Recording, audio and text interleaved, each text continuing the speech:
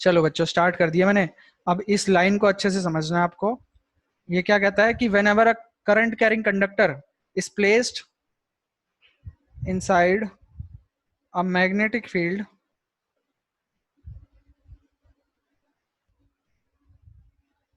it experiences some force, it experiences some force। ठीक है, कभी भी किसी करंट कैरिंग कंडक्टर को मैग्नेटिक फील्ड में रखा जाता है तो वो एक फोर्स एक्सपीरियंस करता है। ठीक है, अभी बच्चों आप ना इस चीज को रियलाइज नहीं कर पा रहे हो कि ये चीज कितनी इंपॉर्टेंट है। जैसे आप अगर साइंस लेते हो ना, आगे जाके 11th में जाओगे, 12th में जाओगे, तो ये ना हमारे बेसिक फंडामेंटल वो है, क्या मान सकते हो, हथियार है। कौन कौन से? जैसे कि करंट है, ठीक है, जैसे कि मैग्नेटिक मैग्नेटिक फील्ड है या मैग्नेटिक मटेरियल है, और फोर्स है। ये हमारी कुछ फंडामेंटल चीजें हैं। जैसे कि चार्ज होता है, करंट होता है, चार्ज होता है, फोर्स होता है, मैग्नेटिक फील्ड होती है। ठीक है, अगर ये सारी आपस में रिलेट हो जाती है ना, तो उसकी एप्लीकेशंस बहुत ज्यादा बढ़ जाती हैं। आपको पता है कि बहुत टाइम पहले फेरेडे ने इलेक्ट्रोमैग्नेटिक इंडक्शन को डिस्कवर करा था, माइकल फेरेडे ने, जिसमें उन्होंने क्या करा था कि करंट को, ट्वेल्थ मैंने भी है तो। हाँ, करंट को और मैग्नेटिक फील्ड को, ठीक है, मतलब करंट, इलेक्ट्रिक करंट और मैग्नेटिज्म, करंट और मैग्नेटिज्म, इन दोनों को कंबाइन कर दिया उन्होंने। उससे पहले किसी ने सोचा भी नहीं था, मतलब सबको अलग अलग पढ़ा जाता था। जैसे अभी तक आप भी जो है फोर्स को अलग ही पढ़ते थे। फोर्स की बात कभी भी करंट के साथ नहीं होती थी ना, करंट की बात अपनी अलग होती थी, फोर्स की बात अपनी अलग होती थी। फोर्स आप कहाँ लगाते थे? 9th क्लास में रियल लाइफ में फोर्स लगा रहे होते थे, उसमें करंट की कोई बात ही नहीं हो रही होती थी, है ना। तो इन्होंने क्या करा कि करंट को और मैग्नेटिक फील्ड को कंबाइन कर दिया पहली बार, और इलेक्ट्रोमैग्नेटिक इंडक्शन दिया। ठीक है, आप पढ़ोगे 11th-12th की बुक, तो उसमें जब सबसे पहली बार इन्होंने करा था ना, तो इन्होंने क्या करा था, इन्होंने बोला था कि हम जो है करंट को पैदा करके दिखा रहे हैं कि करंट बन कैसे सकता है। ठीक है, करंट से मैग्नेटिक फील्ड और इलेक्ट्रोमैग्नेटिज्म बना के दिखाया था कि आप करंट पैदा कर सकते हो। तो बहुत छोटा सा करंट पैदा करके दिया था। तो उस टाइम पे बाकी साइंटिस्टों ने बोला था कि चलो भाई ठीक है, तुमने बता दिया, ठीक है, पर ये क्या है, तो छोटी सी चीज है, इसकी क्या है? जैसे मैं कुछ भी चीज पढ़ाता हूँ तो तुम लोग बोलते हो ना कि सर इसकी क्या एप्लीकेशन है, कहाँ यूज होती है। आप लोग अभी बेसिक साइंस पढ़ रहे हो, है ना, आप सारी चीजें बेसिक बेसिक में पढ़ रहे हो, पहली बार पढ़ रहे हो। तो माइकल फेराडे ने बोला था, जब बाकी साइंटिस्टों ने उनसे पूछा कि ये तुमने चलो डिस्कवर तो कर दिया, पर इस चीज का काम क्या है, इसको तुम कहाँ यूज करोगे, है ना। जैसे कुछ भी चीज आप पढ़ते हो तो आपको लगता है कि कहाँ यूज करेंगे इसको। तो उन्होंने बोला एक बात बताओ, जब कोई बच्चा पैदा होता है, वो बच्चा किसी काम का होता है क्या? वो बच्चा किसी के काम आता है? जब कोई बच्चा नया पैदा होता है तो वो बच्चा किसी काम का होता है क्या? वो बच्चा किसी काम का थोड़ी होता है। जब वो बच्चा बड़ा हो जाता है तब वो हमारे काम का होता है ना, तब हमारे लोगों की मदद करता है और ये सब चीजें करता है। नया newborn baby is of no use, ये बोला था उन्होंने। इसी तरह जो मैंने नई डिस्कवरी करी है अभी, इसका अभी यूज नहीं है, पर आगे जाके इसके बहुत यूज होंगे।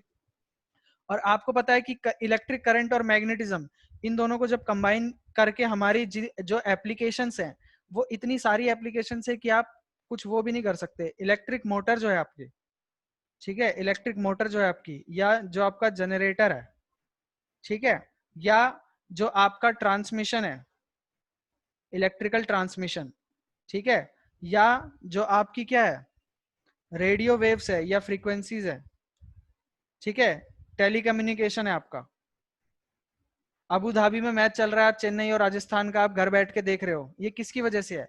ये माइकल फेरेडे की वजह से, इलेक्ट्रोमैग्नेटिज्म की वजह से है, कि वो साउंड भी उसमें से भेज पा रहे हैं और इलेक्ट्रिकल सिग्नल्स भी उसमें से भेज पा रहे हैं। आपके घर में पंखा चल रहा है, जनरेटर चल रहा है, ठीक है, जो आप रेडियो सुन पा रहे हो, जो आप टीवी देख पा रहे हो, ठीक है, जो आप कंप्यूटर में यूज, मतलब जितना भी कम्युनिकेशन है, कम्युनिकेशन किसकी वजह से आया? इसी की वजह से आया। वो उन्होंने नहीं दिया, पर वो इलेक्ट्रोमैग्नेटिज्म की वजह से आया है, वो उसकी एडवांसमेंट की वजह से आया है। अगर ये कभी डिस्कवर नहीं होता तो ये सारी चीजें, कंप्यूटर, मोबाइल फोन्स, ये कुछ भी डिस्कवर नहीं हुए होते आज। आई बात समझ में? तो धीरे धीरे एप्लीकेशंस बनती है हर चीज की, कैसे कैसे वो आगे यूज किए जाते हैं।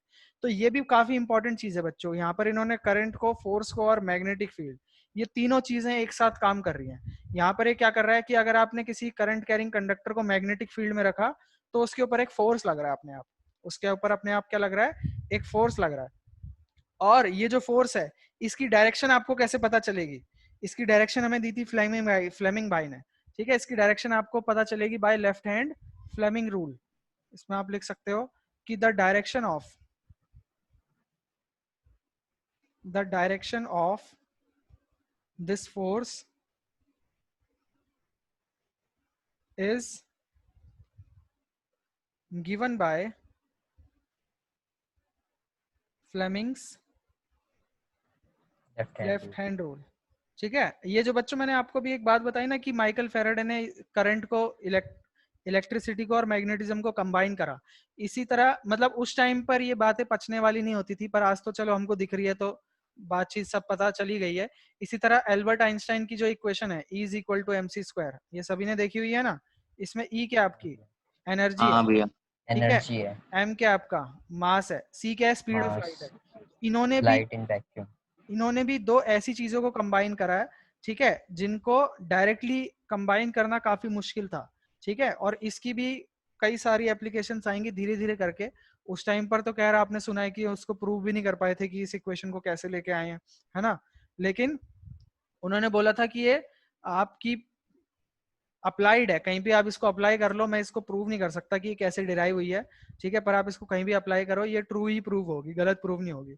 अब इसमें देखो उन्होंने क्या बोला था कि एनर्जी और मास जो है, फिर ये बन कैसे गया? ये ऐसे ही सोच के उन्होंने बस बोल दिया था, ठीक है। इन्होंने ये बोला कि एनर्जी और मास जो है ये डायरेक्टली प्रोपोर्शनल है, एनर्जी और मास क्या है डायरेक्टली प्रोपोर्शनल है, क्योंकि सी तो हमारा कांस्टेंट है, सी हमारा क्या है कांस्टेंट है ना, कांस्टेंट वैल्यू है, तो एनर्जी और मास डायरेक्टली प्रोपोर्शनल है। इससे पहले कभी भी एनर्जी मास डायरेक्टली प्रोपोर्शनल किसी ने भी नहीं बताया, ठीक है। इसकी क्या क्या एप्लीकेशन है, इसकी एप्लीकेशन ये है जो हमारी हिंदू माइथोलॉजी में बहुत सालों पहले से यूज होती आ रही है।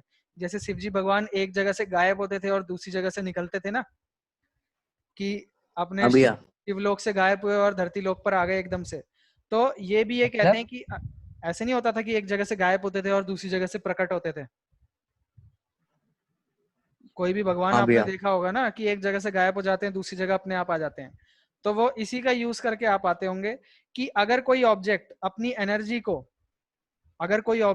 एनर्जी को कंट्रोल कर सकता है, यानी कि अपनी एनर्जी कम, जैसे हमने इलेक्ट्रोमैग्नेट को देखा था, इलेक्ट्रोमैग्नेट क्या कर सकता है, अपनी स्ट्रेंथ को कम या ज्यादा कर सकता है कि नहीं कर सकता। जो इलेक्ट्रोमैग्नेट है ये अपनी स्ट्रेंथ को कम या ज्यादा कर सकता है, करंट की अमाउंट कम या ज्यादा करके। तो इसी तरह अगर हमारे पास कोई ऐसा ऑब्जेक्ट हो, हम ये नहीं कह रहे इंसान के पास ये चीज आ गई है, अगर हमारे पास कोई एक ऐसा ऑब्जेक्ट हो जो कि अपनी एनर्जी को कम कर सकता है या ज्यादा कर सकता है, तो जैसे जैसे एनर्जी कम होगी तो उसका मास भी क्या होगा, कम हो जाएगा। जैसे जैसे एनर्जी बढ़ेगी तो उसका मास भी क्या हो जाएगा, बढ़ जाएगा, है ना। और एनर्जी कम होते होते अगर उसने जीरो कर दी तो उस टाइम पर उसका मास भी क्या हो जाएगा, जीरो हो जाएगा। मास जीरो हो जाने का मतलब क्या है कि वो वहां से गायब हो गया। और अगर वो अपनी एनर्जी कहीं और प्रोड्यूस कर सकता है दूसरी जगह पर, वहां पर उसने अपनी एनर्जी बढ़ा दी तो तो उसका, मास उसका आ जाएगा और वो दिख जाएगा। ठीक है। लेकिन ये भी अभी कोई कर नहीं सकता, मतलब एनर्जी कम नहीं कर सकता कोई। नहीं, बीच में एक वो आया था ना आपने क्या बोलते हैं गॉड पार्टिकल के बारे में सुना था कई सालों पहले, एक बार जर्मनी में एक्सपेरिमेंट हो रहा था गॉड पार्टिकल, हाँ भैया उसका नाम सुना था था। हिग्स बोसॉन, ठीक है। वो जो पार्टिकल था, वो पार्टिकल जो है उस पार्टिकल की एनर्जी और मास दोनों कम ज्यादा हो रहे थे, इसलिए इसको गॉड पार्टिकल कहा गया था, ठीक है। हम बोल रहे थे कि सारे जो यूनिवर्स का मास है इसी पार्टिकल से आया है, इसका मास कम ज्यादा हो रहा है, एनर्जी भी कम ज्यादा हो रही है। चलो इसको बच्चों एक बार फिर से समझ लो, थोड़ा सा कॉम्प्लेक्स हो गया, आप लोगों के समझ नहीं आया होगा। इसका बेसिक क्रक्स क्या है कि अगर किसी करंट कैरिंग वायर को, आप करंट कैरिंग कंडक्टर को मैग्नेटिक फील्ड के अंदर रखोगे तो उस पर एक फोर्स लगेगा, और वो जो फोर्स है वो किस तरफ लगेगा ये आपको बताएंगे फ्लेमिंग भाई अपने लेफ्ट हैंड रूल की मदद से। फ्लेमिंग भाई का लेफ्ट हैंड रूल है यहाँ पर, ये देख लो, ये है फ्लेमिंग जी का लेफ्ट हैंड रूल, ठीक है। ये क्या कहता है, ये कहता है कि अपने लेफ्ट हैंड का थंब, ठीक है, फोर फिंगर और मिडिल फिंगर, इन तीनों को आपको स्ट्रेच करना है, और इस तरीके से स्ट्रेच करना है कि ये परपेंडिकुलर हो जाए। अब मैं आपको बना के नहीं दिखा पा रहा, ठीक है, आप लोगों को क्या करना है, अपनी इन तीनों उंगलियों को स्ट्रेच करना है, फैलाना है, और आप देखोगे कि एक दूसरे के परपेंडिकुलर हैं। करके देखो सभी बच्चे, अगर आप इन तीनों उंगलियों को स्ट्रेच करोगे हाँ तो भैया ये हो रहा एक है। दूसरे के परपेंडिकुलर आ जाएंगे सारी की सारी, हाँ, हाँ भैया। है ना, एक दूसरे के परपेंडिकुलर आ जाएंगे सारे के सारे, तीनों एक दूसरे के परपेंडिकुलर होनी चाहिए। तो आपका जो थंब है ये आपका मोशन बताएगा कि मोशन किस तरफ होगा, ठीक है। ये आपकी फील्ड बताएगी, मैग्नेटिक फील्ड की डायरेक्शन, और मिडिल फिंगर आपकी करंट की डायरेक्शन बताएगी, ठीक है। तो फ्लेमिंग लेफ्ट हैंड रूल लिख देते हैं हम सबसे पहले कि क्या है फ्लेमिंग, ये लास्ट चीज है बस, इसके बाद छुट्टी कर रहा हूँ। फ्लेमिंग्स लेफ्ट हैंड रूल, ये हमें क्या कहता है कि if you stretch the thumb, forefinger and middle finger of your left hand such that all of them are perpendicular to each other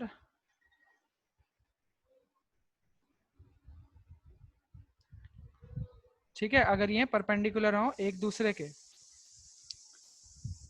then if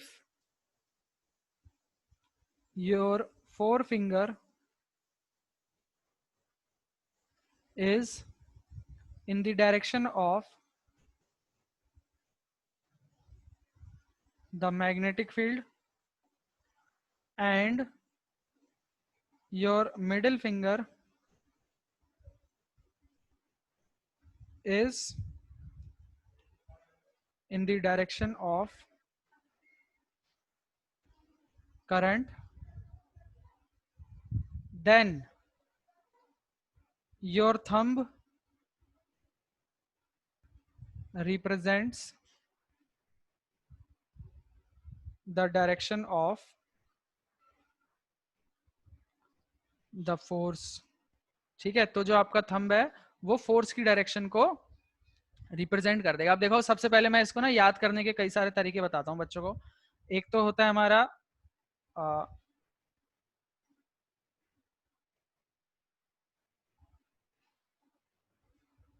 father mother child, ठीक है। जब आप अपना लेफ्ट हैंड की फिंगर्स को stretch करोगे, सभी बच्चे अगर अपनी लेफ्ट हैंड की फिंगर को स्ट्रेच करोगे, कर ली सबने स्ट्रेच इस तरह से कि वो तीनों परपेंडिकुलर हैं, तो फादर मदर चाइल्ड करना है आपको।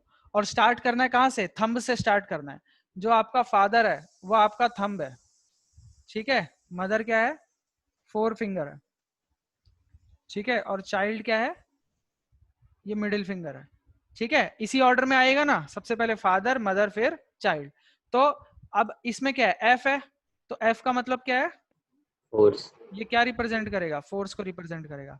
ये एम है तो ये क्या रिप्रेजेंट मैग्नेटिक करेगा, फील्ड। मैग्नेटिक फील्ड को। और ये सी है तो ये क्या रिप्रेजेंट करेगा, करंट। करंट को, ठीक है। तो फादर मदर चाइल्ड याद रखना है आपको। इसी तरह एक FBI भी यूज करते हैं हम, FBI बड़ी क्लासेस में। बी का मतलब मैग्नेटिक फील्ड होता है, बी को हम मैग्नेटिक फील्ड से रिप्रेजेंट करते हैं, आई को करंट से और एफ को फोर्स से। तो FBI भी याद कर सकते हो आप, ठीक है। ये हो गया। अब बच्चों इसमें एक बार मैं ना आपको वो दिखा देता हूँ कुछ एनिमेटेड वीडियो, क्योंकि मैं अभी हाथ से भैया करके मेरे पास इसकी मतलब हमारे सर ने इसकी वो भेजी हुई है, क्या? मतलब जो मैंने आपको एक PDF भेजा था ना, उसमें इसकी वो थी, एनिमेटेड फोटो थी। एनिमेटेड फोटो थी, मैं इसमें दिखा देता हूँ। फ्लेमिंग्स लेफ्ट हैंड रूल, देखो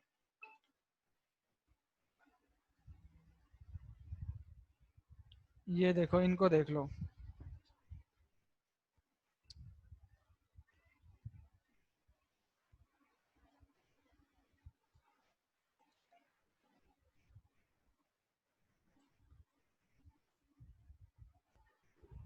ये तो एनिमेटेड नहीं है।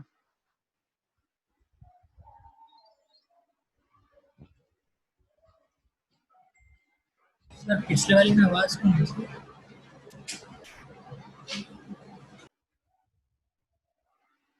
आवाज नहीं आ रही बच्चों? नहीं भैया, फोटो दिखा दो वो वाली, हाँ वही वाली फोटो दिखा दो, उससे आ जाएगा समझ।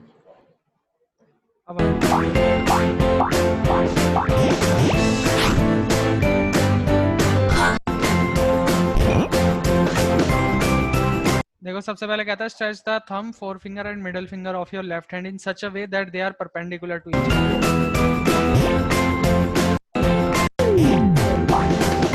ठीक है, जैसे ऐसे भी परपेंडिकुलर हो रहा है, ऐसे भी परपेंडिकुलर हो रहा है।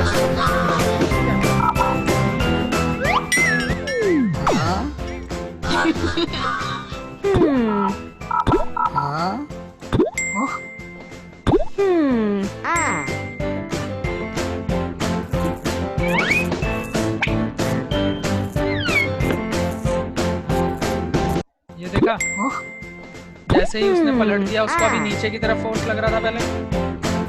अब ये देखो इसमें तार में नीचे की तरफ फोर्स लग रहा है ना, नीचे की तरफ झुक गई है। अब जब पलट देगा इसको तो अब ऊपर की तरफ फोर्स लगने लग गया, है ना। अब देखो इसमें क्या है, मैग्नेटिक फील्ड की डायरेक्शन क्या है, नॉर्थ से साउथ। मैग्नेटिक फील्ड की डायरेक्शन मिल गई आपको नॉर्थ से साउथ, इसने एरो बना के भी दिखा दिया। और करंट की डायरेक्शन तो अब देखो आपको क्या करना है, अपनी फोर फिंगर आपकी मैग्नेटिक फील्ड की डायरेक्शन बताती है, तो जिस डायरेक्शन में मैग्नेटिक फील्ड जा रही है अभी स्क्रीन के पास अपना अपना हाथ लेके आना है सभी बच्चों को। ठीक है, मैग्नेटिक फील्ड की डायरेक्शन आपको दिख रही है ना, नॉर्थ से साउथ की तरफ, तो अपनी फोर फिंगर को स्क्रीन के अंदर घुसाना है, जैसे कि पूरा आर पार निकलने वाली हो, अंदर को घुसाना है। फोर फिंगर आपकी मैग्नेटिक फील्ड की डायरेक्शन को दिखा रही है। ठीक है, इसने देखो साइड में लड़के ने भी फोर फिंगर अपनी अंदर की तरफ घुसा दी। ठीक है, ऐसे स्क्रीन के अंदर घुसनी चाहिए आपकी उंगली। अब देखो, आपको क्या करना है, जो जो चीज पता चलती रहे उसी हिसाब से अपने हाथ को मूव करना है। अभी मैग्नेटिक फील्ड की डायरेक्शन मिल गई तो अपनी फोर फिंगर को लगा दो, बाकी दोनों फिंगर की तरफ ध्यान मत दो। अब देखो आपको करंट की डायरेक्शन भी पता चल गई है ना। करंट की डायरेक्शन क्या है, लेफ्ट टू राइट आ रही थी, तो आपकी देखो जो मिडिल फिंगर है वो अपने आप ही अलाइन हो रखी है अभी तो इस केस में। कई केस में नी भी होगी तो आपको मिडिल फिंगर को इधर उधर करना पड़ेगा। अभी अलाइन है तो करंट की डायरेक्शन आपको ये लेफ्ट टू राइट है ना, middle finger points in the direction of the current. अब देखो आपका थंब, अब ये देखो ये आपको दिखा रहा है कि आपकी जो मिडिल फिंगर है ये करंट की डायरेक्शन में, करंट आपका लेफ्ट टू राइट जा रहा है और मिडिल फिंगर भी लेफ्ट टू राइट जा रही है। अब देखो फोर्स आपको कैसे पता चलेगा, अब आपका जो थंब है वो किस तरफ दिखा रहा है, थंब आपका किस तरफ है, ऊपर की तरफ जा रहा है ना थंब आपका, ये ऊपर की हाँ भैया तरफ, ऊपर की तरफ जा रहा है। फोर्स हाँ। ऊपर लग रहा है इसका मतलब। इसका मतलब फोर्स ऊपर लग रहा है, इसलिए देखो तार भी ऊपर की तरफ।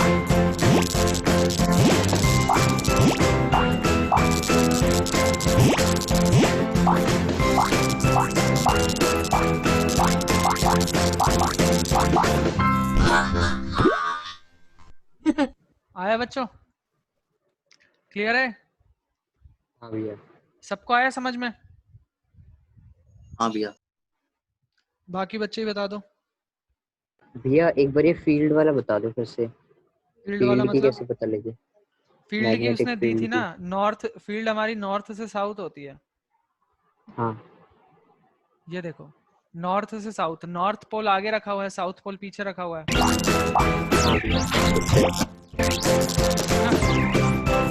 हाँ भैया।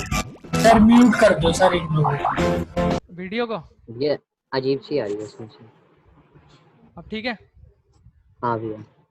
अब देखो ना, नॉर्थ से साउथ जा रही थी तो आपने अपनी फोर फिंगर भी नॉर्थ से साउथ रख दी। ठीक है, अच्छा करंट की भैया। डायरेक्शन थी तो अपनी फिंगर भी करंट की डायरेक्शन में रख दी। आई बात समझ में, हाँ भैया। क्लियर है सबको। हाँ भैया। हाँ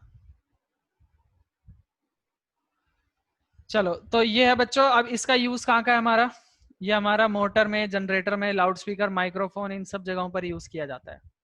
ठीक है, ये इसका यूज है। अब आज की क्लास में हम यहीं तक कर रहे हैं। ठीक है, यहाँ तक अच्छे से नोट्स बना के आना और अच्छे से पढ़ के आना। आई बात समझ में। अब इसके बाद हमारा मोटर बचा है बस, और मेरे ख्याल से मोटर ही आ रहा है, जनरेटर नहीं आ रहा, और डोमेस्टिक इलेक्ट्रिक सर्किट भी नहीं आ रहे, है ना। हाँ भैया। ठीक है बच्चों, ठीक है भैया। चलो ठीक है बच्चों, ओके। ये भी चैप्टर कब तक खत्म हो जाएगा, मतलब अभी अगली क्लास लगेंगे में एक- चैप्टर हमारा खत्म हो जाएगा। अगली परसों क्लास में खत्म हो जाएगा भाई। ठीक है, ओके भैया, गुड इवनिंग। ठीक है भैया। गुड इवनिंग बच्चों। गुड इवनिंग भैया। Good evening.